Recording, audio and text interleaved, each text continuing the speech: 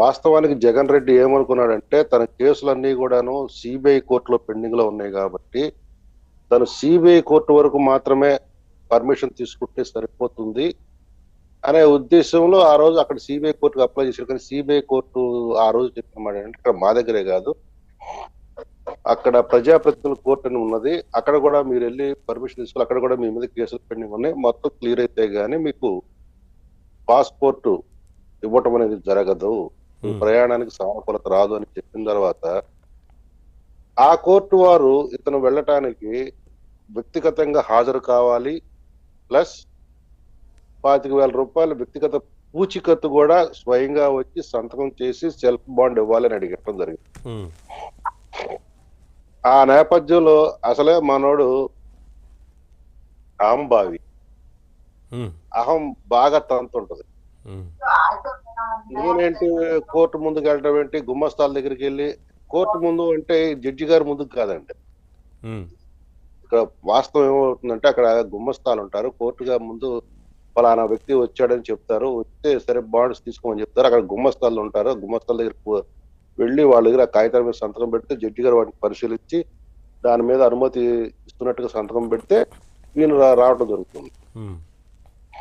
ఇదంతా ఏంటంటే మనం ఏంటి, మన స్థాయి ఏంటి, ఎవడ ముందు వెళ్ళి చేతులు కట్టుకుని నిలబడాల్సిన అవసరం ఏంటి, నుంచోవలసిన అవసరం ఏంటి అనే అహంతో ఆఖరికి కూతురు దగ్గరికి వెళ్ళడానికి కూడా నిరాకరించుకున్నాడు. చట్టం ముందు అందరూ సమానమే కదా, ఆ విషయాన్ని మర్చిపోతున్నారేమో. పివి నరసింహరావు గారు లాంటి వ్యక్తి నుంచున్నాడు సార్, జామీన్ ఇచ్చి. లల్లు ప్రసాద్ నుంచున్నాడు, జయలలిత నుంచుంది, మధు కూడా నుంచున్నాడు, ఇట్లా చాలా మంది ముఖ్యమంత్రులుగా చేసిన వాళ్ళు, ప్రధానులుగా చేసిన వాళ్ళు నుంచున్నారు. ఇతను ఏమైనా ఊడిపడ్డా ఏంటి? కాబట్టి ఇది స్వతహాగా ఉన్న అతని అహంభావం రీత్యా, అంటే నేనైతే ఇంకా పురుషంగా మాట్లాడుకుంటున్నా కానీ టీవీ డిబేట్ కాబట్టి మాట్లాడలేకపోతున్నాను. ఒక ముక్కలో చెప్పాలంటే మదవెక్కి కొట్టుకుంటున్నాడు సార్. దాన్ని దించాలి, దాన్ని దించడం అనేది చేయాలి. ఏముంది, ప్రజలు దించారు కదా, దించిన ఇంకా దిగలేదు సార్. ఇప్పుడు రాష్ట్ర ప్రజల పులివెందుల ప్రజలు తీర్పు ఇచ్చినా గానీ రాష్ట్రం అంతా తిరస్కరించిన పులివెందుల ప్రజలు ధిక్కరిస్తున్నాడు కదా అసెంబ్లీకి వెళ్లకుండా. అవునులేండి, అదో పాయింట్. కాబట్టి ఇంకా అతను దిగలేదు, దిగాలి, ఇంకా బాగా దిగాలి, దింపాలి. కూటమి ప్రభుత్వం ఆ చర్యలు తీసుకుంటది, నేల మీద తీసుకొస్తారు.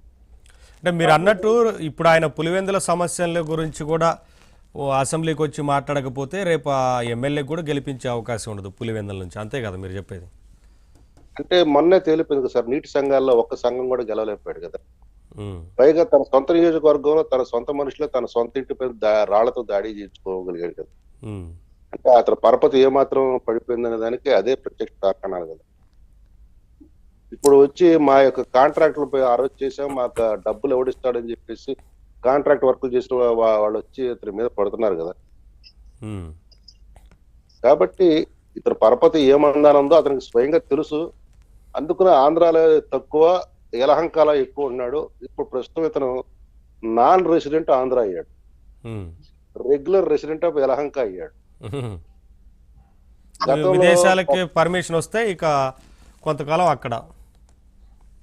అంటే వాస్తవం ఏంటంటే గత నెలల్లోనో ఇప్పుడు ప్రకటన వచ్చింది సార్, సంక్రాంతి నుంచి అంటే 11వ తారీఖు నుంచి ఈయన రాష్ట్ర వ్యాప్త పర్యటన మొదలు పెడుతున్నాడు.